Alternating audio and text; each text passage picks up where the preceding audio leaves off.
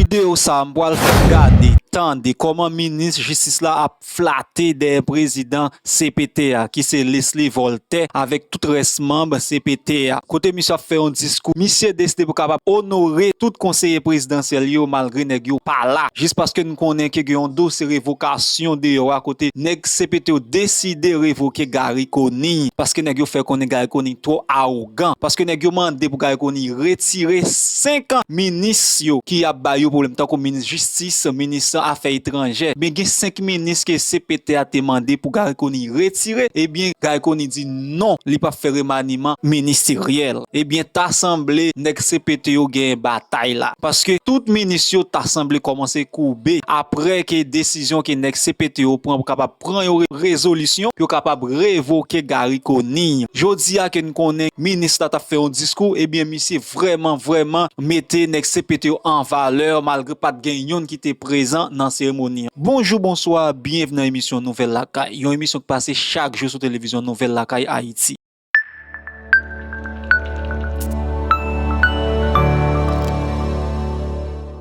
Le président du conseil, même en son absence, puisqu'il était là, monsieur le Premier ministre qui s'est déplacé, il va revenir. Mesdames, Messieurs les membres du gouvernement, Mesdames, Messieurs les membres du Conseil électoral provisoire, Mesdames, Messieurs les membres du corps diplomatique et consulaire, Mesdames, Messieurs les représentants des partis politiques, Mesdames, Messieurs les représentants de la société civile organisée, Mesdames, Messieurs les représentants des organisations de défense des droits de la personne, distingués invités, Mesdames, Messieurs les membres de la presse, Mesdames, Messieurs, je suis vraiment heureux du grand honneur qui m'est choisi de pouvoir prendre la parole à la cérémonie d'ouverture de la journée d'échange avec les acteurs que la présidence de la République organise opportunément autour du processus référendaire et électoral sur le thème ô combien expressif et significatif, les défis et les pistes de solution du processus référendaire et électoral. Cette activité, monsieur le président du comité de pilotage, que je n'avais pas remarqué, son Excellence le Premier ministre,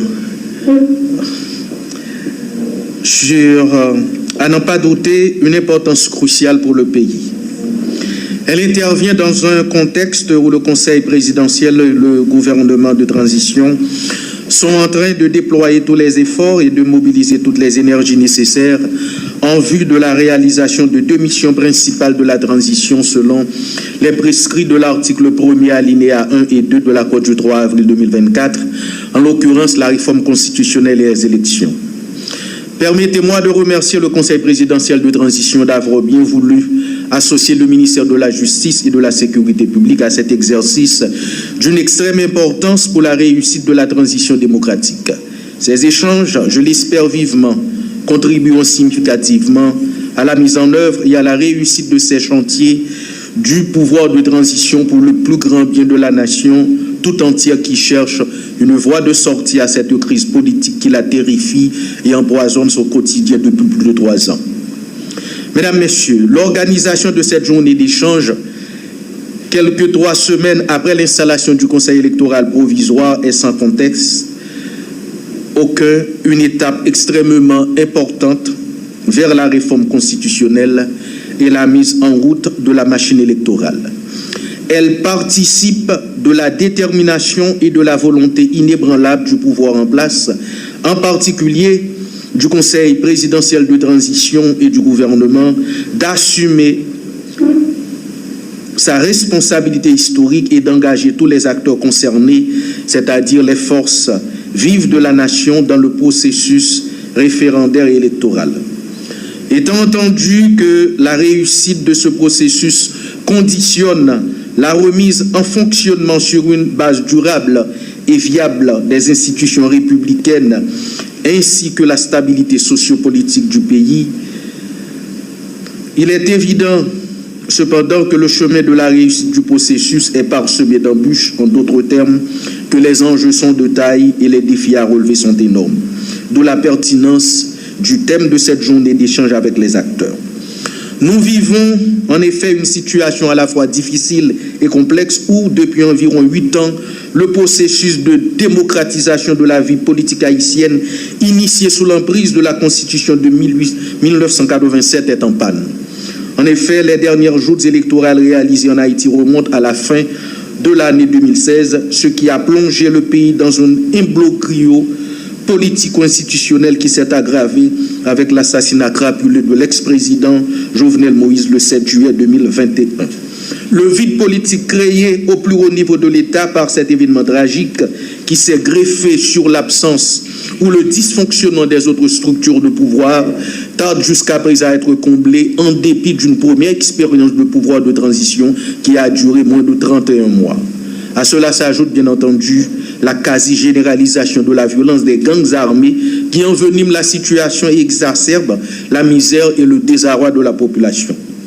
Le pouvoir de transition, mis en place sur la base de l'accord politique pour une transition politique pacifique et ordonnée, a pour responsabilité historique d'œuvrer au sauvetage de la BAC nationale par la création d'un climat socio-politique apaisé et la facilitation du retour à l'ordre démocratique et institutionnel. Pour y parvenir, il s'attelle résolument, conformément à l'esprit et à la lettre du dit accord, à rétablir la sécurité de l'ordre public sur toute l'étendue du territoire, à mettre en œuvre les réformes constitutionnelles et institutionnelles, à améliorer les conditions d'existence de la population et à créer les conditions nécessaires à l'organisation d'élections générales dans le courant de l'année 2026. Sur cette base, et en application stricte de la feuille de route qui lui a été assignée par le chef du gouvernement de concert avec le Conseil présidentiel de transition, le ministère de la Justice et de la Sécurité publique que j'ai l'honneur et le privilège de diriger, outre les interventions, actions et activités entrant dans le champ de sa compétence et de ses attributions constitutionnelles, a entrepris et continue de travailler en étroite collaboration avec les autorités judiciaires, policières, ainsi qu'avec ses partenaires tant internes qu'externes en vue de combattre la criminalité sous toutes ses formes, mettre à jour constamment et rendre plus adapté et plus efficace le plan d'opération de la police nationale d'Haïti visant le démantèlement des groupes armés et d'autres organisations à travers le territoire national, coordonner avec la Commission nationale de désarmement, démantèlement et réinsertion en vue de rendre cette structure plus active et d'actualiser son plan de désarmement dans le cadre de l'intensification de la lutte contre la criminalité et le banditisme, travailler sur une base régulière avec le haut commandement de la police nationale d'Haïti en vue du renforcement des capacités techniques et opérationnelles des forces de police, lancer le processus de révision de la loi portant formation, fonctionnement et financement des partis politiques, finaliser le travail d'actualisation de la liste des partis politiques habilités à fonctionner sur le territoire national et à participer aux élections, contribuer en coordination avec l'Office national d'identification à l'évaluation et l'actualisation du système d'identification des électeurs.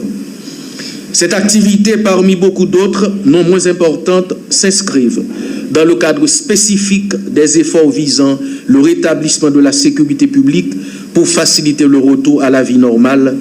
assurer la protection des vies et des biens de la population et de la perspective de l'organisation du référendum constitutionnel et des élections générales à venir dans le pays. Il est important de souligner que les plus hautes autorités de l'État ont fait de leur mieux pour favoriser l'augmentation substantielle des ressources budgétaires allouées au ministère, donc à la justice et la sécurité publique dans le budget de l'exercice fiscal 2024-2025. Ce qui nous facilite amplement la tâche en ce qui concerne les démarches visant à renforcer les infrastructures judiciaires et policières et surtout à doter les forces de l'ordre de matériel et d'équipements adéquats pour accomplir leur mission dans les meilleures conditions possibles. En témoigne l'intensification progressive de la présence et des interventions policières observées au cours des dernières semaines, particulièrement dans les zones se retrouvant sous le contrôle des groupes armés et qui ne tarderont pas à donner des résultats probants dans le sens de l'apaisement du climat sécuritaire tant attendu et espéré par la population. Nous sommes très confiants quant à la possibilité d'une amélioration sensible de la situation sécuritaire du pays dans un avenir pas trop lointain. Mesdames, Messieurs, Monsieur le Premier ministre, l'organisation des élections générales dans le pays en 2026, comme celle du référendum constitutionnel, n'est pas une option, c'est une obligation. Elle implique la mobilisation et l'engagement de tous et de chacun, mais aussi et surtout la mobilisation d'importantes ressources et énergies. Commençons dès maintenant à travailler en parfaite harmonie et à mutualiser nos efforts dans cette perspective. Nous devons ce sacrifice à la patrie commune et à la population qui a trop souffert de ce vide institutionnel et ce déficit démocratique, matiné d'une crise sécuritaire qui ont tendance à avoir la vie dure. Cette situation a énormément contribué à la perte de confiance de la population haïtienne dans les institutions publiques et étatiques. Il est donc grand temps pour nous de concentrer nos forces et nos moyens sur la dynamisation nécessaire des pratiques démocratiques